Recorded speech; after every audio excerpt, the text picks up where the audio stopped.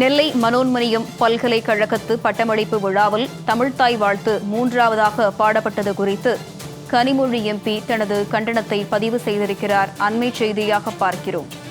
விவரங்களை செய்தியாளர் குணசுந்தரி வழங்க கேட்கலாம். குணசுந்தரி, கனிமொழி எம்பியுடைய கண்டனம் குறித்த கூடுதல் விவரம்.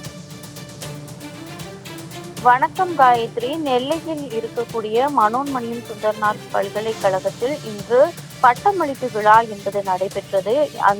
நடைபெற்ற விழாவில் தமிழ்த்தாய் வாழ்த்து மூன்றாவதாக பாடப்பட்டிருக்கிறது. குறிப்பாகவே தமிழ்த்தாய் வாழ்த்து தொடர்ந்து சர்ச்சையை ஏற்படுத்தி வருகிறது.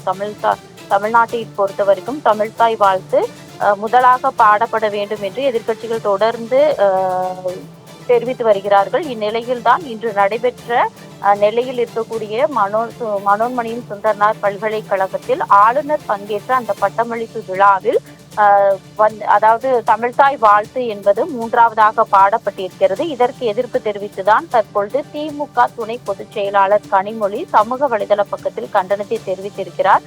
குறிப்பாகவே இதற்கு முன்னதாகவே தமிழ்நாட்டை பொறுத்த வரைக்கும் நடைபெற்று முடிந்த சட்டமன்ற கூட்டத்தொடரில் கூட தமிழ்த்தாய் வாழ்த்து முதலாவதாக பாடப்பட்டிருந்தாலும் கூட 2 முறை, குறிப்பாக தேசிய கீதம் என்பது 2 முறை இசைக்கப்பட்டிருந்தது. இதற்கும் குறிப்பாக எதிர்க்கட்சிகள் தொடர்ந்து இதற்கு கண்டனங்களை தெரிவித்திருந்த நிலையில்தான் தற்பொழுது ஆளுநர் பங்கேற்ற இந்த நிகழ்ச்சியில் தமிழ்த்தாய் வாழ்த்து மூன்றாவதாக பாடப்பட்டிருக்கிறது.